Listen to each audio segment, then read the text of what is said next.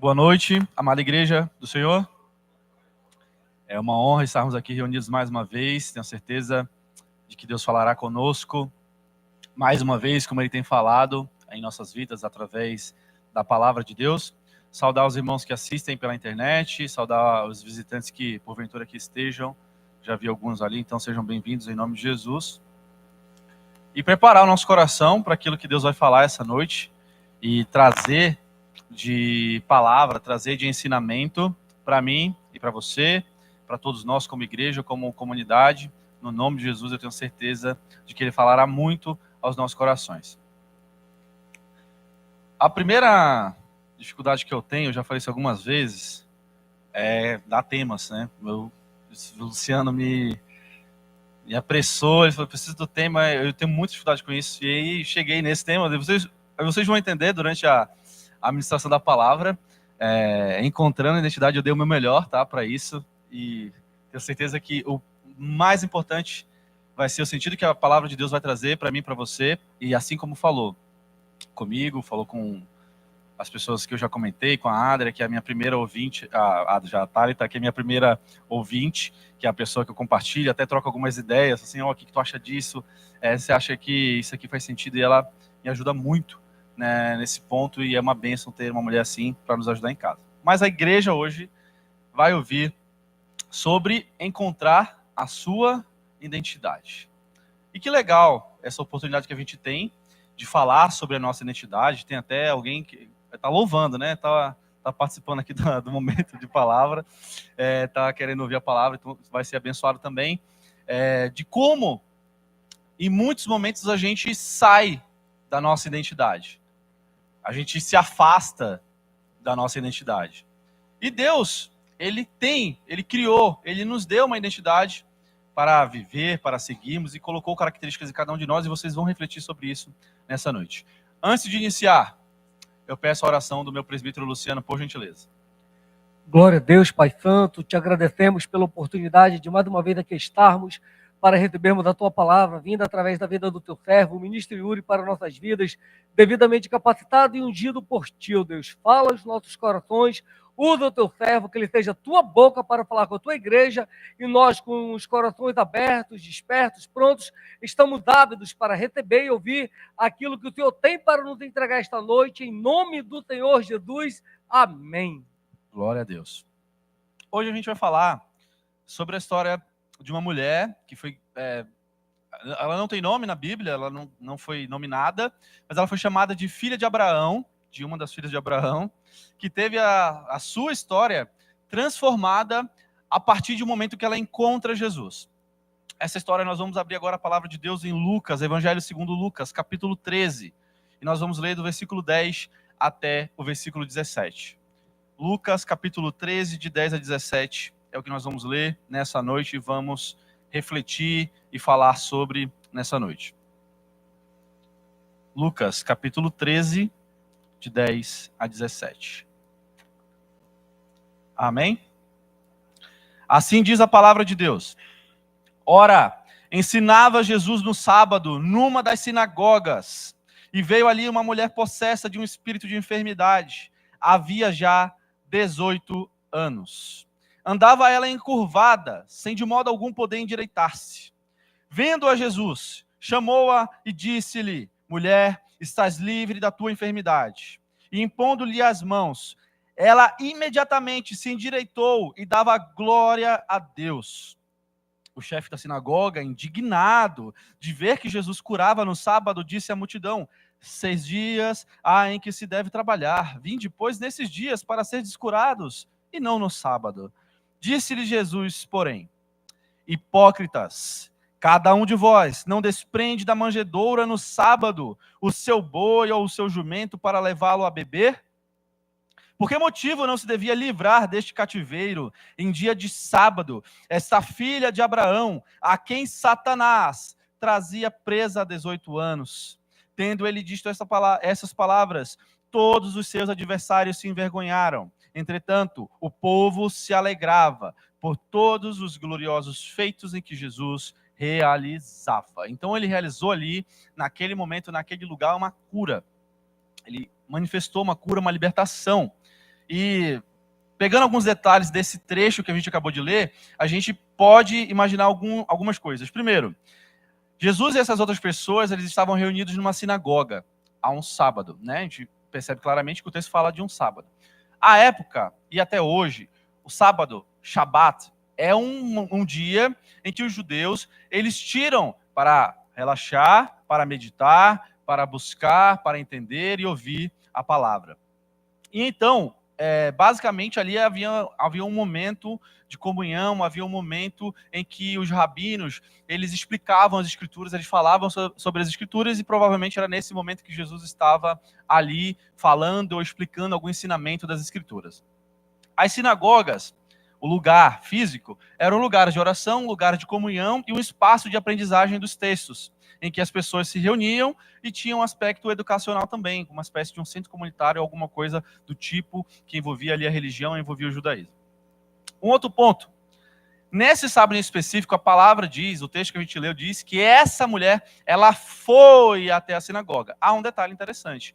À época, ainda não era tão claro e tão permissivo a participação de mulheres, de crianças e de pessoas que tinham algum tipo de deficiência nesse tipo de ambiente. Havia ali uma colocação à margem da sociedade dessas pessoas, então ali ela quebra um primeiro paradigma, ela se coloca, ela vai à sinagoga. Ponto interessante para a gente começar a colocar na nossa cabeça.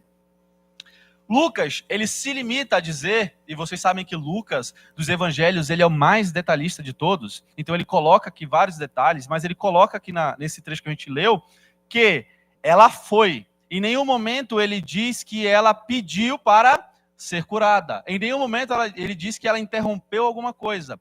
Pelo contrário, o que Lucas disse aqui foi que Jesus, vendo-a, chamou-a, disse-lhe, impondo-lhe. Então, aqui nesse relato, Jesus, ele toma toda a iniciativa. É óbvio que ela foi até a sinagoga. Isso é um grande passo de tentativa, de ver, de saber o que estava acontecendo.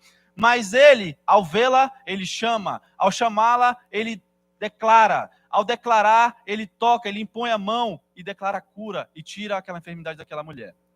Um outro detalhe que Lucas pontua, que faz parte do contexto, é que aquela mulher estava acometida dessa enfermidade, que ela ficava encurvada há 18 anos. Então havia bastante tempo, não fica claro se ela nasceu assim ou se ela adquiriu isso com o tempo, mas a gente vai tentar entender durante esse contexto e imaginar que ela adquiriu isso com o tempo.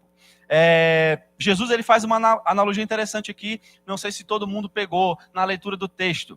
Ele usa no versículo 15 e 16, ele faz um comparativo de palavras. Primeiro ele disse para o chefe da sinagoga, cada um de vocês não desprende do manjedouro, pega a palavra desprende, ele vai fazer uma analogia com a palavra desprender, e quando ele fala sobre a mulher, por que motivo não deveria se livrar deste cativeiro? Ele usa esse jogo de palavras ali para confrontar e para explicar ao chefe da sinagoga uma comparação que parece simples para a gente hoje, mas que tem um efeito tremendo em nossas vidas e na vida espiritual. Por quê? Quer dizer que pode desprender, quer dizer que pode livrar do cativeiro um animal, um boi ou um jumento para tomar água, e não pode desprender uma mulher, uma filha de Abraão que está presa, está cometida de uma doença há 18 anos. E aí, um grande detalhe que Jesus usou para embasar, e é aquilo que nós vamos ter como ponto focal hoje para trabalhar nessa noite. Ele chama aquela mulher de filha de Abraão. Que interessante. Quer dizer que o nome do pai dela era Abraão? Nominalmente, provavelmente não. Ou pode ser que sim, podia ser uma bela de uma coincidência. Mas o sentido que Jesus evoca, que ele traz essa mensagem, que ele fala que ela era uma filha de Abraão, era no contexto de Gênesis 12, versículo 3, e a palavra diz isso: abençoarei os que te abençoarem, amaldiçoarei os que te amaldiçoarem, em ti serão benditas todas as famílias da terra. Isso foi uma promessa feita a Abraão. E então, o que Jesus chama a atenção naquele momento? Quer dizer que é mais importante um boi ou um jumento, ou a cura de uma filha de Abraão, ou uma libertação de uma filha de Abraão, que existe uma promessa. Ele interpelou naquele momento, relembrando que tem uma promessa, que existia uma promessa, e que, para a gente hoje, existe uma promessa, para a minha vida e para a sua vida. E digo mais, aquela mulher estava debaixo da promessa. Mas Yuri, ela estava enferma, ela estava aprisionada, ela estava encurvada, faziam 18 anos. Aquela não era a identidade dela. Aquela era a condição dela. E é muito importante a gente entender essa grande diferença. A condição de uma pessoa não quer dizer que é a identidade dessa pessoa. Porque na maioria dos casos, as pessoas estão vivendo distantes da sua identidade.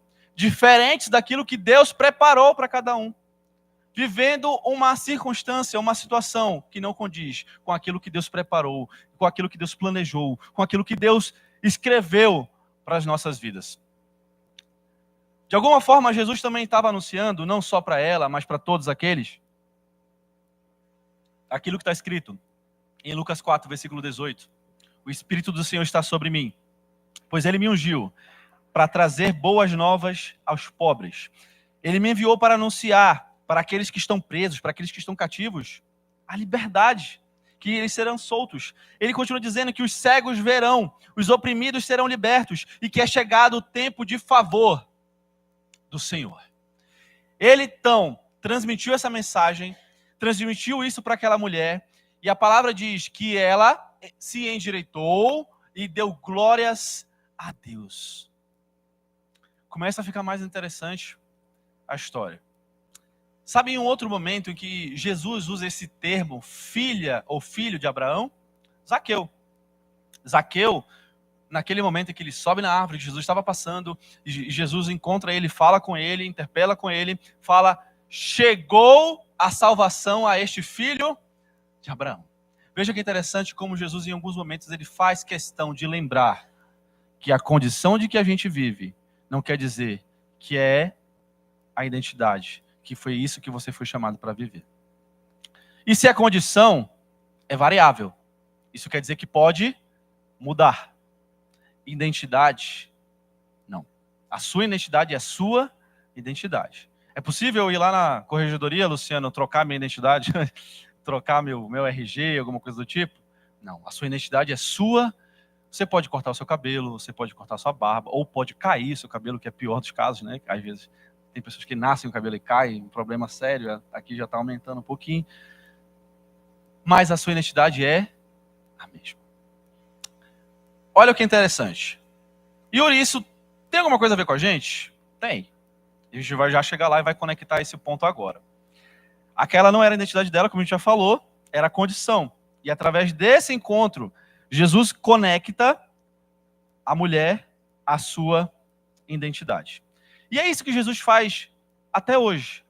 Ele conecta eu e você, nós fomos conectados em algum momento de nossas vidas, da nossa situação que nós estávamos, àquilo que Ele preparou para a gente. Essa conexão é Jesus quem faz. Ele já fez em mim, já fez em vocês, e já fez em muitos de nós. Então Ele conectou aquela mulher, aquela situação que ela estava, à sua verdadeira identidade, à sua verdadeira projeção. A palavra de Deus fala, lá em Gálatas 3:29, que se sois de Cristo, também sois descendentes de Abraão e herdeiros segundo a promessa. Onde que eu quero chegar? Isso também é válido para mim e para você. Não era um caso isolado, não era aquela mulher, não foi com Zaqueu, e sim com as nossas vidas. Serve e se aplica totalmente às nossas vidas. Porque se você é filho de Cristo, se você é uma nova criatura em Cristo, você também é herdeiro, você também é filho de Abraão, você pode se encaixar nessas promessas.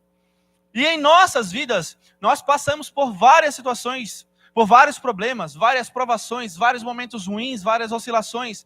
E essa quantidade de carga emocional, essa quantidade de carga espiritual, essa quantidade de problema, ela vai criando em mim e em você uma casca. Quem já passou por muita coisa, de problema, de dificuldade, sabe do que eu estou falando. Vai se criando uma casca, vai se criando um estigma, vai se criando uma série de experiências que, se a gente não estiver conectado na palavra, se nós não estivermos conectados com a nossa identidade, se nós não estivermos conectados com a videira verdadeira, nós somos engolidos. E daqui a um pouco de tempo nós estamos o quê? Encurvados e incapazes. A incapacidade física dela inibia ela do quê? De estar de pé, de glorificar a Deus. Ela vivia encurvada, ela vivia para baixo, ela vivia com essa debilidade, com essa dificuldade. E assim se nós não nos limparmos, se nós não buscarmos renovação constantemente, buscando o perdão do Senhor, buscando o Senhor enquanto se pode achá-lo, adorando Ele na beleza da sua plenitude, nós vamos acumulando cargas, e acumulando problemas, e acumulando falhas, e acumulando erros, e acumulando estigmas, acumulando pecados, acumulando várias coisas ruins que podem nos chegar a nos encurvar, que podem colocar um peso que não é para mim, que não é para você carregar. Nós viemos num culto no domingo passado que fala que ele já pagou o preço por todos os nossos pecados. Nós estamos livres. Nós precisamos conectar com a nossa verdadeira identidade. Mas infelizmente, irmãos, é por isso que Deus traz essa palavra nessa noite, há muitos de nós vivendo uma vida diferente daquilo que Deus planejou para ela. Vivendo um propósito diferente daquilo que Deus planejou. Distante do seu propósito, distante da sua identidade, distante daquilo que Deus chamou para que nós vivêssemos. E em muitos momentos, alguns problemas, alguns estigmas, parecem que não tem solução. Por exemplo, se a gente lembrar dessa mulher, ela já estava há 18 anos. E toda vez que a Bíblia coloca o tempo, toda vez que a Bíblia coloca a faixa temporal, porque ela quer dizer alguma coisa, senão não precisava estar ali. Agora, fazendo bom uso dessa palavra e daquilo que Lucas descreveu com muita qualidade, o que é 18 anos? É um bom pedaço da vida, né? É um bom tempo da vida que alguém pode ter. Aqui a gente chama de maioridade. No Brasil, com 18 anos, é alguém que se torna responsável pelos seus atos. Mas 18 anos é uma faixa muito grande de vida. E o que acontece com o passar do tempo? O que acontece quando a gente faz muita coisa por muito tempo? A gente se acostuma. A gente se habitua. A gente vai começando a achar que é aquilo. Aquela mulher, depois de 18 anos, imaginem, ela já imaginou que aquela vida era a vida desgraçada dela que ela teria para o final, para acabar. E, vou esperar só a morte aqui e vida que segue. E assim muitos pensam que o quê? Cara, já faz muito tempo que eu estou orando por isso. Faz muito tempo que eu estou querendo mudar isso, mas não muda. Então, isso aqui é o meu destino. É isso que Deus preparou para mim. Só que se isso estiver desconectado com a vontade de Deus, se isso estiver desconectado com as promessas que Deus deu, não só para Abraão, abençoarei os que te abençoarem, amaldiçoarei os que te amaldiçoarem, em ti serão benditas. Se você não estiver vendo isso, você não está vivendo o propósito de Deus. Então é sempre bom revisitarmos, recolocarmos e vivermos esse propósito. Deus não te chamou para viver longe disso. Ele não chamou ninguém para viver amargurado, preso, encurvado, distante da sua presença, distante da sua glória. Pelo contrário, ele pagou o preço alto, foi para que eu e você estivéssemos próximos, estivéssemos conectados e pudéssemos viver completamente o plano que ele preparou para mim e para você. Mas vai ficando melhor. Agora você vai se desarmar aí a cabeça e achar que está tudo bem e a gente vai refletir. Amém? A gente vai refletir. Você vai precisar tirar. Pronto. Me desarmei. Quando a gente olha para a identidade de um cristão, e aqui nós vamos falar de alguns sintomas de que você pode estar distante da sua identidade como cristão. Existem algumas características que facilitam o entendimento. É como se a gente parasse agora e por algum motivo muito... a gente não consegue nem imaginar, alguém vivesse isolado esse tempo todo. Imagina isso. Alguém ficou isolado muitos anos. A vida toda dele. Ele não teve contato com nada. Viveu em uma floresta, viveu lá numa ilha, alguma coisa assim. E alguém deu uma Bíblia para ele em algum momento. E ele leu sobre o que é ser cristão. Ele leu sobre o que é ser um filho de Deus. E ele só tem a imagem, ele não conhece a igreja, ele não conhece a Fogo Vivo, ele não conhece ninguém, ele não conhece nenhum irmão. ele só tem a imagem do quê? Da Bíblia. E o questionamento que a gente pode fazer essa noite é: será que se ele viesse dessa ilha, e viesse aqui na Terra, e viesse no Brasil, e viesse na Amazonas, e viesse em Manaus, sem falar que você é a igreja, ele reconheceria que você é um cristão? Ele reconheceria a sua identidade, que você é um filho?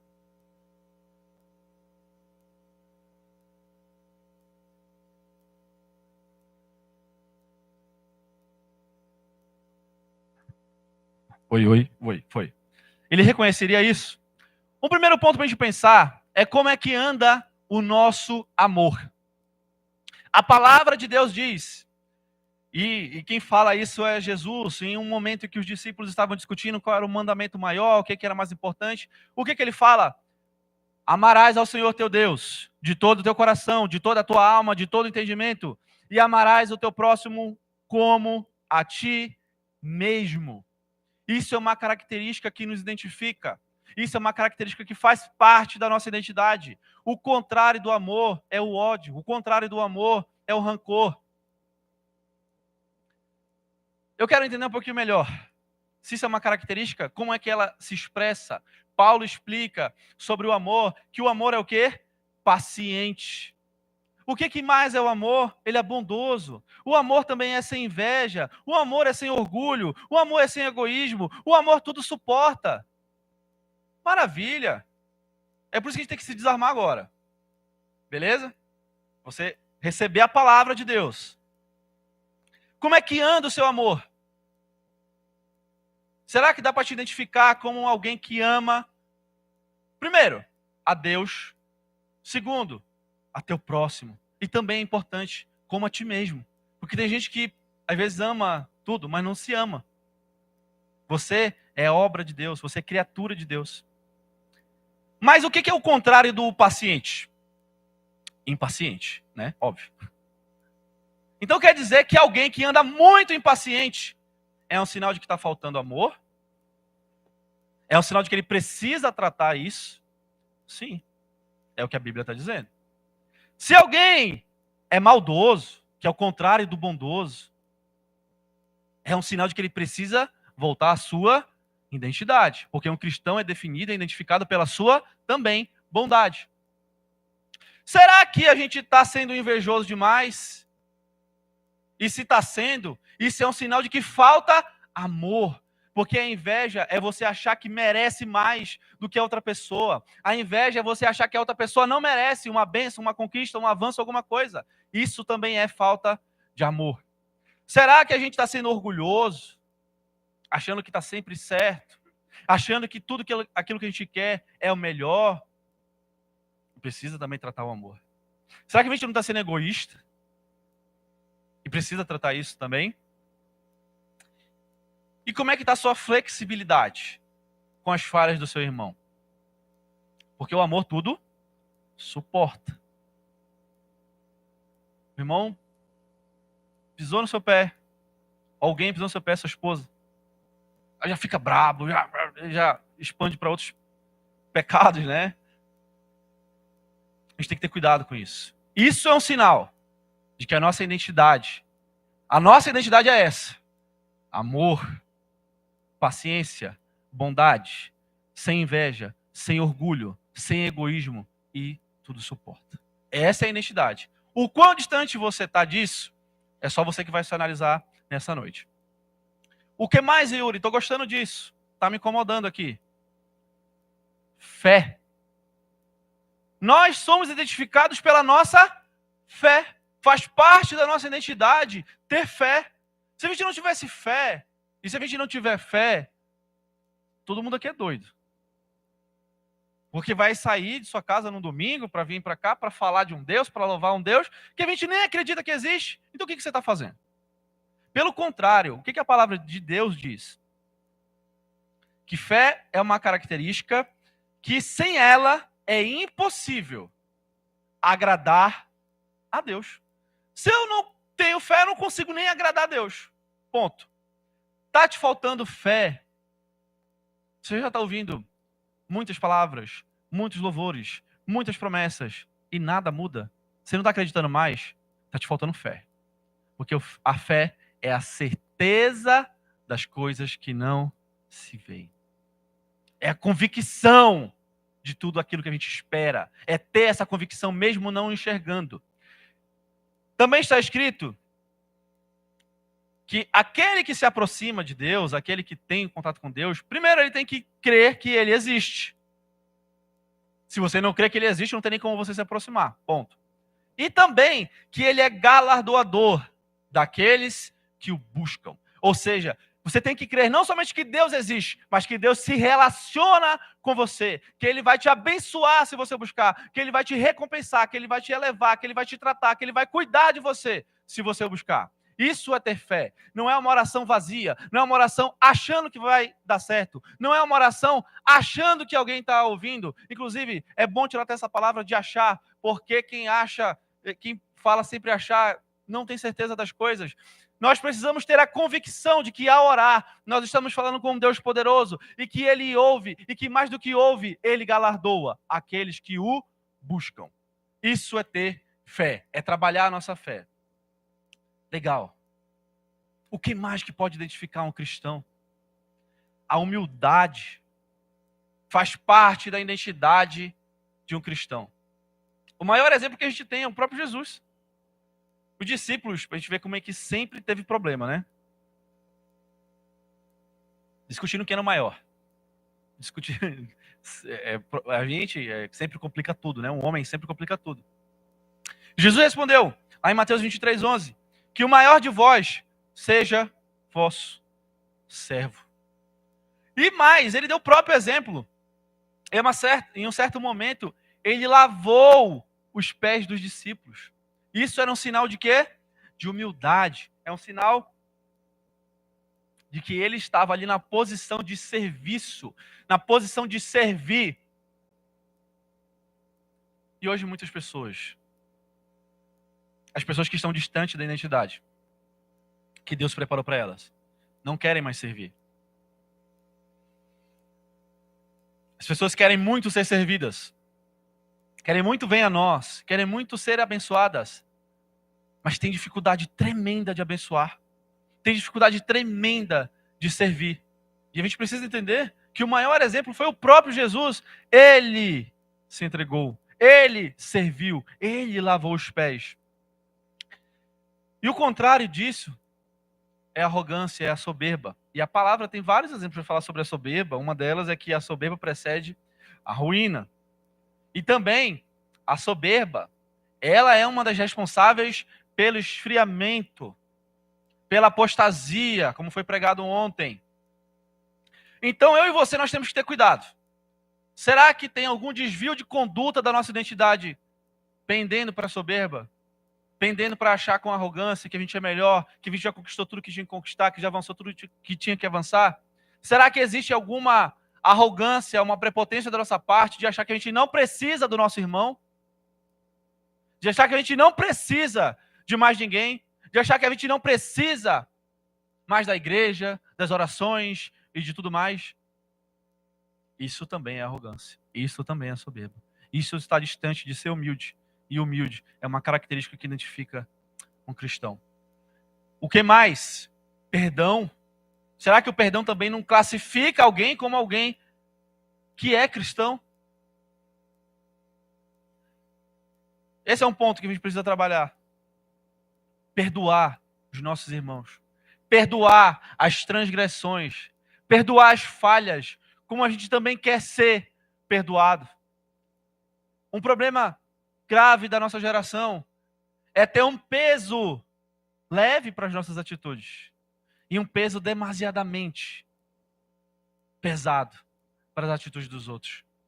Quer dizer que aquilo que você faz é leve, a pessoa tem que entender. Fala assim, tu tem que entender, eu sou desse jeito.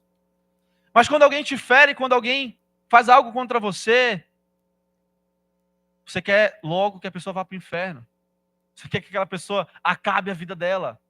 Não deve ser assim.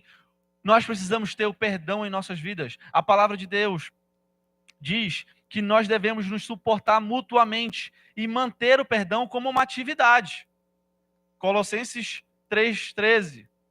Paulo também ensina que nós devemos ser benignos, compassivos e perdoar uns aos outros em Efésios 4,32. Para quem não é filho de Deus, para quem não entende isso, o perdão, muitas vezes ele parece o quê? Que é uma fraqueza. Parece que é uma debilidade. Parece que é algo que é uma desvantagem para a gente. Mas pelo contrário, quem não perdoa é quem está carregando peso. Quem não perdoa é quem está carregando trauma. Quem não perdoa é quem não liberta. Quem não libera é aquela mulher que estava encurvada. Quem não perdoa fica carregando peso demais que não precisa carregar. Então exercite o perdão. Coloque para fora, perdoe e você vai viver a sua identidade, que é uma identidade de tranquilidade, de alegria. E digo mais, também, a paz, irmãos, ela faz parte da nossa identidade como cristãos.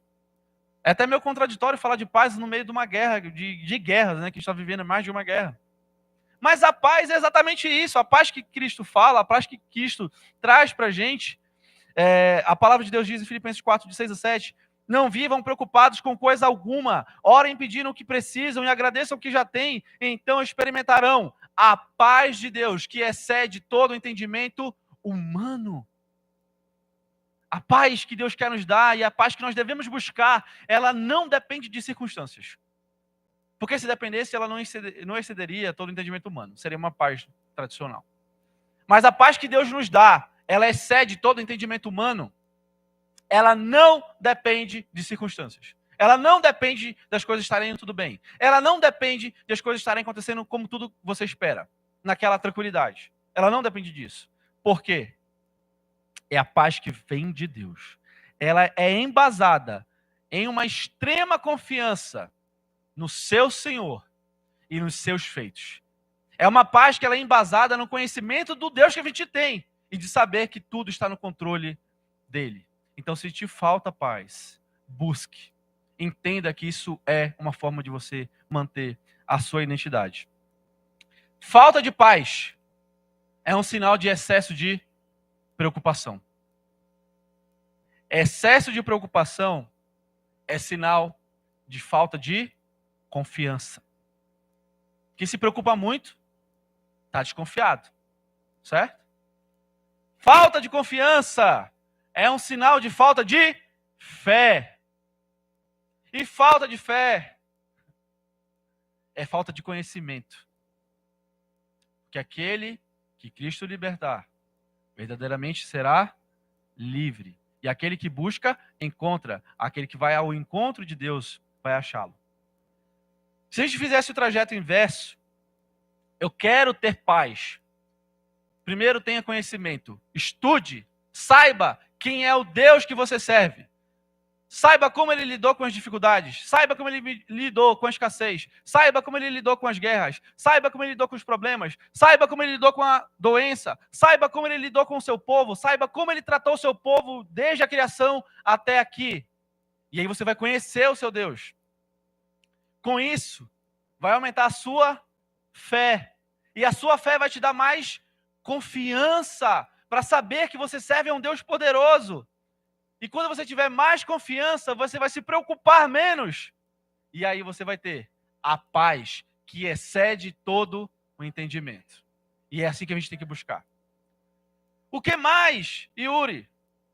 Irmãos, uma outra característica que isso talvez me incomode também em algumas pessoas, a gente vê como não pode ser. Pessoas, tá? Diversas. Como alguém que se declara cristão, filho de Deus, se a gente usar o exemplo da mulher, filho ou filha de Abraão, vive triste. Ué, Deus não é o Deus todo-poderoso? Deus não é o Deus forte? É o Deus que excede todo o poder? É o Deus magnânimo? É o Deus que criou tudo? E o filho dele vive triste. Já viram aquele ditado? Ditado não, sei lá como é que chama isso. Casa de ferreiro, espeto de pau. É a mesma coisa. Filho de Deus triste é como se fosse um ferreiro e ali o espeto fosse de pau. Pronto. Não combina.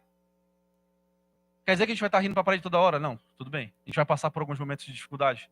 A gente vai passar por alguns momentos. Mas são momentos. Quando a pessoa vive triste, vive amargurada, vive rancorosa, vive com aquela cara fechada, vive parece que está tudo mal, existe alguma coisa de errado. Essa pessoa não tem alegria. E o que a palavra de Deus diz? Na carta aos Hebreus 12, versículo 15. Devemos ter cuidado com as raízes de amargura que causam perturbação e até contaminam outros. É complicado, né? Você chegar num ambiente que está todo mundo sisudo. Tudo bem no mundo? É isso. Ok. Eles não têm motivo para se alegrar, de fato. E se não se converterem, vão para o inferno. E beleza. Então não tem motivo de alegria. Mas nós somos o povo escolhido por Deus. Ele nos salvou, Ele nos libertou, Ele nos tirou do império das trevas, Ele nos levou para a sua luz, Ele conversa conosco, Ele nos dá palavra, Ele nos dá louvores em nosso coração, Ele nos anima, Ele nos capacita, Ele nos dá força. Nós temos motivo de sobra para ser alegre, para ser feliz, para ser contente, para agradecer a Deus todos os dias. Porque nós temos a consciência de quem nós éramos, de quem nós somos. Nós temos a consciência, nós sabemos o que está preparado para aqueles que não servem, para aqueles que servem. Então você tem que ser alegre, sim. A palavra também diz, pelo contrário, o servo de Deus é reconhecido pela alegria. A palavra, Jesus disse isso, João 15, 11. Eu lhes disse essas coisas. Quando ele fala essas coisas, no contexto, ele está falando sobre os mandamentos, ele está falando sobre as ordens, sobre as instruções. Eu lhes disse essas coisas, para que fiquem repletos da minha alegria. Sim, a sua alegria transbordará. Paulo diz em Filipenses 4:4, alegrai-vos no Senhor. Em outro trecho ele diz, estejam sempre alegres. 1 Tessalonicenses 5:16. Então, está claro que a Bíblia fala para que eu e você, alegria. Se com tudo que você sabe de Deus, se com tudo que você sabe de você, né, que todo mundo aqui foi uma peça rara e foi trabalhado por Deus. Se com tudo que você sabe de quem você era, de quem você é, e daquilo que está preparado para você, e você não for alegre, aí, meu amigo, o problema é sério. Porque, vamos lá, uma coisa é você merecer, tá? Eu mereço X, Y, Z. Quando você recebe aquilo, tudo bem, eu merecia, já estava planejado, né? Estava acordado. Outra coisa é você não merecer. E outra coisa é você fazer tudo aquilo que era o contrário para merecer. Onde abundou o pecado, superabundou a graça. Então, onde teve libertação, onde teve cura, é onde a gente tem que ter alegria. E todos nós fomos curados, todos nós fomos sarados, todos nós fomos limpos, todos nós fomos libertos. Então há motivo de alegria de sobra para mim e para você até o final dos nossos dias, para nos agradecer, para louvar, para engrandecer o nome do Senhor. Em outro trecho, fala que a alegria do Senhor é a força. É a força que nos move. E realmente, irmãos, quem pega esse trecho da palavra e coloca em prática. E amanhã é segunda-feira. Segunda-feira geralmente é um dia que o mundo fala assim, segunda é pesado. Segunda é difícil. Segunda é complicado. Agora, você vai pegar esse versículo. A alegria do Senhor é a minha força. Você vai colocar no seu coração, na sua mente, e você vai começar segunda-feira, amanhã. A alegria do Senhor é a minha força. Você já vai começar a semana ganhando. Você já vai começar o dia ganhando. Quando você se acordar, se lembre que a alegria do Senhor é a minha força. O que Ele fez por mim, a graça que Ele me deu é a minha força. Você já começa o dia bem. Você vai começar o dia ganhando. E você vai agradecer isso no final do dia. E para a gente fechar essas características, sabedoria. Importante. Sabedoria, discernimento encaixada nisso. Isso qualifica um servo de Deus. Isso identifica um servo de Deus. Sabe aquela pessoa que vive tomando decisão errada a toda hora? É falta de sabedoria. Sabe aquela pessoa que não entende os momentos que é para falar, o que não é para falar, que não sabe o que é para fazer, o que é para fazer? Falta de sabedoria. Falta de discernimento. E o que a palavra de Deus diz? Buscar a vontade de Deus em tudo o que fizer. E sabe que pensando e agindo assim, Deus mostrará o caminho que deve seguir. Confiar no Senhor de todo o coração e não depender do próprio entendimento. Está escrito em Provérbios. O servo de Deus, ele é identificado pela sabedoria. Ele pensa, ele raciocina, ele coloca diante do Senhor as suas decisões. Ele coloca diante do crivo da palavra de Deus as suas decisões. Ele coloca diante do crivo da palavra de Deus as decisões que ele vai mexer, as movimentações que ele vai fazer. Porque ele não depende do seu próprio entendimento. Ele depende do conhecimento, do entendimento de Deus. Ele busca o Senhor de todo o coração, ele confia no Senhor de todo o coração e busca a vontade de Deus em tudo o que ele vai fazer. E a gente vai concluir lembrando que aquela mulher viveu distante da sua identidade por muito tempo. E assim, muitos de nós já viveu, muitos de nós vive da identidade. Passaram-se 18 anos, mas algo moveu ela para a sinagoga aquele dia e algo nos moveu para estarmos aqui essa noite. O mesmo Deus, o mesmo Espírito que estava naquele lugar, que estava naquela sinagoga, está aqui com a gente hoje. E o que eu quero dizer com isso? O passo que a gente dá, as experiências que a gente tem com Deus, a gente tem que tomar posse de algumas palavras e buscar, e guardar no coração. Guardei no meu coração a tua palavra. E a gente guarda essa palavra no nosso coração e pensa, quem refletiu, refletiu, quem se analisou, e poxa, eu preciso de fé. Poxa, eu preciso de alegria, eu estou muito rancoroso, eu estou muito amargurado. Poxa, eu preciso perdoar mais, eu percebo que isso é uma dificuldade. Agora, a gente está diante da presença de Deus, a gente pode buscar, a gente pode ter contato com Ele e pedir de Deus aquilo que a gente precisa. Quando ela foi para lá, imaginem e voltem na cabeça dela, quais eram as intenções dela? O que ela queria? O que ela estava pensando? Será que ela só foi porque, já que tem movimento, né? Vai que, se fosse comício hoje, né? Vai que dão alguma comida pra gente depois ali, ver aquele movimento.